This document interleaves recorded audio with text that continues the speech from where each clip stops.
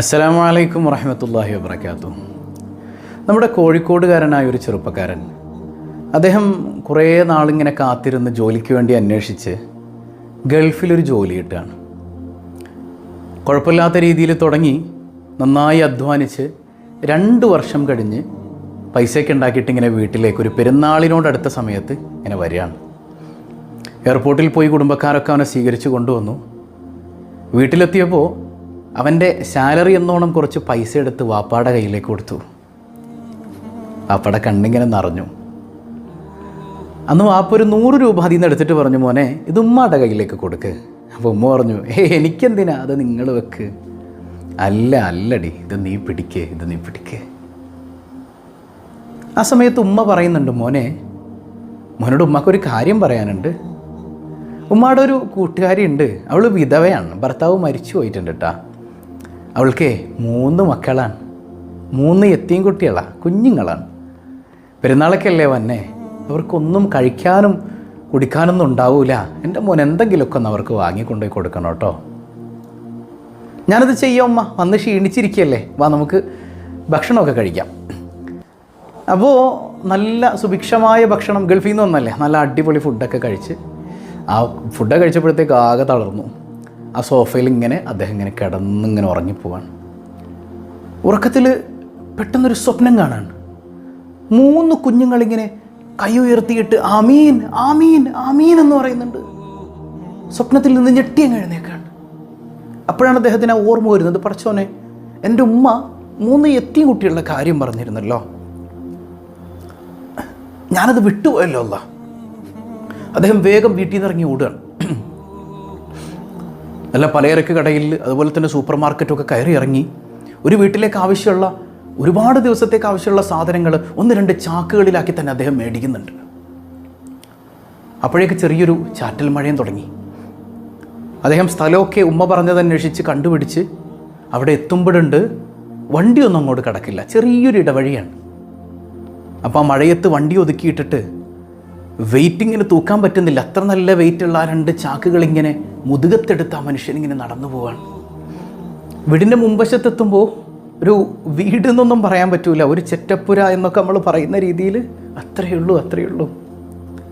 വാതിലിങ്ങനെ തുറന്നു കിടപ്പുണ്ട്. ആ മനുഷ്യനിങ്ങനെ വാതിലിൽ മുട്ടുമ്പോൾ 6 വയസ്സ് മാത്രമുള്ളൊരു കുഞ്ഞിങ്ങനെ, ഏതാണ്ട് 6 വയസ്സ് തോന്നിപ്പിക്കുന്നൊരു കുഞ്ഞ് വന്നു. ആരാണ് കേൾക്കാ, നിങ്ങൾ ആരാണ്? ഞാൻ ഈ വീട്ടിലേക്ക് ഇതേ കുറച്ച് സാധനങ്ങളായിട്ട് വന്നതാണ് മോളെ. വീടിൻ്റെ അകത്തേക്ക് ആ മനുഷ്യനിത് കയറ്റി വെച്ചു.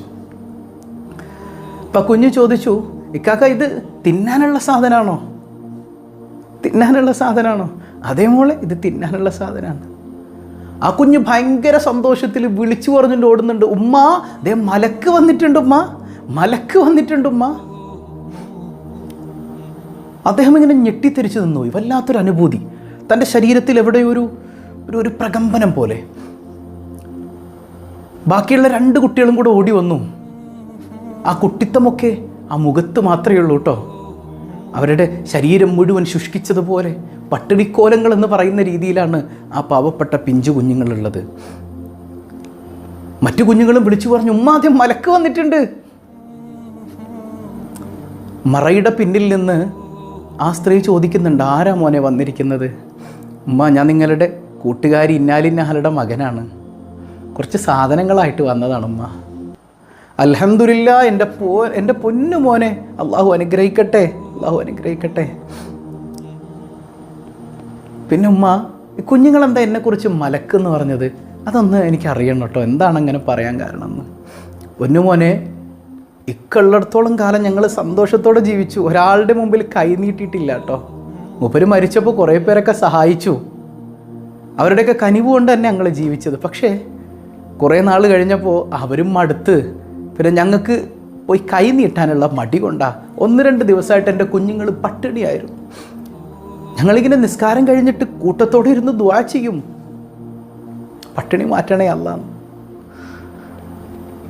എൻ്റെ കുഞ്ഞുങ്ങളിങ്ങനെ കരയാൻ തുടങ്ങിയപ്പോൾ ഞാൻ പറഞ്ഞു, മക്കൾ വിഷമിക്കണ്ട, അല്ലാഹു തആല നല്ല ഭക്ഷണമൊക്കെ ആയിട്ട് പടച്ചോൻ്റെ മലക്കിനെ പറഞ്ഞയക്കും, എൻ്റെ മക്കളെ ആശ്വസിപ്പിക്കാൻ പറഞ്ഞതാണ് ഞാൻ. എൻ്റെ മോന് ഭക്ഷണമായിട്ട് വന്നപ്പോഴേ കുഞ്ഞുങ്ങൾ കരുതി നീ മലക്കാണെന്ന്. ഒരൊറ്റ കരച്ചില സഹോദരൻ, പൊട്ടിക്കരഞ്ഞു പോയി. എൻ്റെ ജീവിതത്തിൽ ഞാൻ ഇതുവരെ ഇത്രയധികം ഒരു സന്തോഷം നിറഞ്ഞ ഒരവസ്ഥ, മനസ്സിന് ഇത്രമേൽ സന്തോഷം നൽകിയ ഒരവസ്ഥ ഞാൻ ഇതുവരെ അനുഭവിച്ചിട്ടില്ല. ഇത്രമേൽ വലിയ സംതൃപ്തിയും ഞാൻ അനുഭവിച്ചിട്ടില്ല. പടച്ചവനെ, ഈ പാവങ്ങളെ ചേർത്തു പിടിക്കാൻ എനിക്കൊരവസരം നീ തന്നല്ലോ അല്ലാ എന്നോർത്ത് ഞാൻ സുജൂദിൽ വീണു എന്നാ ചെറുപ്പക്കാരൻ പറയാം. ഒന്ന് ചിന്തിച്ചു നോക്കിയ സഹോദരങ്ങളെ, നമുക്കും ഇങ്ങനെ മലക്കാകാൻ പറ്റും. ഒരുപാട് കുഞ്ഞുങ്ങൾ, പ്രയാസങ്ങൾ സഹിക്കുന്നവർ, പട്ടിണി കിടക്കുന്നവർ, ഭർത്താവ് മരിച്ചുപോയ വിധവകൾ. ഇന്നത്തെ കാലഘട്ടത്തിൽ ഏറ്റവും വലിയ ജിഹാദ് എന്താണെന്ന് പുണ്യനബി പറയുന്നുണ്ട്. അത് വിധവകളെ ചേർത്ത് പിടിക്കലാണ്, അനാഥരെ, അഗതികളെ ചേർത്ത് പിടിക്കലാണ്, അവരെ സഹായിക്കലാണെന്ന് മുഹമ്മദുർ റസൂലുള്ളാഹി സ്വല്ലല്ലാഹു അലൈഹി വസല്ലം. ബദരീങ്ങളോടൊപ്പം പാവങ്ങളെ സഹായിക്കുന്നവർക്ക് സ്ഥാനം. നമുക്കും ആകാമേ ഇങ്ങനെയുള്ള മലക്കുകളൊക്കെ. ഇതൊരു സഹോദരൻ അദ്ദേഹത്തിൻ്റെ അനുഭവം ഫേസ്ബുക്കിൽ കുറിച്ചത് ഞാൻ വായിച്ചതാണ്. ഇത്രമേൽ വലിയ സന്തോഷം അനുഭവിക്കാൻ പറ്റിയ മറ്റൊരവസരവും നമുക്കില്ല. പാവപ്പെട്ടവരെ ചേർത്ത് പിടിക്കുക. ഭർത്താവൊക്കെ മരിച്ചുപോയി, എല്ലാവരും സഹായിക്കുന്നുണ്ട് എന്നുള്ളൊരു തോന്നലിലായിരിക്കും നമ്മളുണ്ടാവുക. അവർക്കൊക്കെ ആവശ്യമുള്ളത് കിട്ടുന്നുണ്ടാവും. അങ്ങനെ ഒരു ചിന്ത നമ്മുടെ കൽബിൽ വന്നു പോകല്ലേ. കുറേ നാൾ കഴിയുമ്പോൾ ആരും തിരിഞ്ഞു നോക്കാനില്ലാതാവും. പിന്നെ അവർക്കും ചോദിക്കാൻ മടിയാണ്. ചോദിച്ചു വരുന്നവർക്ക് നമ്മൾ കൊടുക്കും. പക്ഷേ ചോദിക്കാൻ അഭിമാനം സമ്മതിക്കാതെ എല്ലാ വേദനയും സഹിച്ചു കഴിയുന്ന കുറേ മനുഷ്യരുണ്ട്. അവരെ നമ്മൾ ചേർത്ത് പിടിച്ചാലുണ്ടല്ലോ, അല്ലാഹ് നമ്മളെ കൈവിടൂല. ഉറപ്പാണ്. പാവപ്പെട്ടവരെ, അനാഥരെ, അഗതികളെ, വിധവകളെ നമ്മൾ ചേർത്ത് പിടിച്ചാലുണ്ടല്ലോ, റബ്ബുൽ ആലമീൻ ഒരിക്കലും നമ്മളെ കൈവിടുകയില്ല. അല്ലാഹു റബ്ബുൽ ആലമീൻ പട്ടിണിയിൽ നിന്ന്, ദാരിദ്ര്യത്തിൽ നിന്ന് നമ്മയും നമ്മുടെ അഹ്ലുകാരെയും കാത്തുരക്ഷിക്കുമാറാകട്ടെ.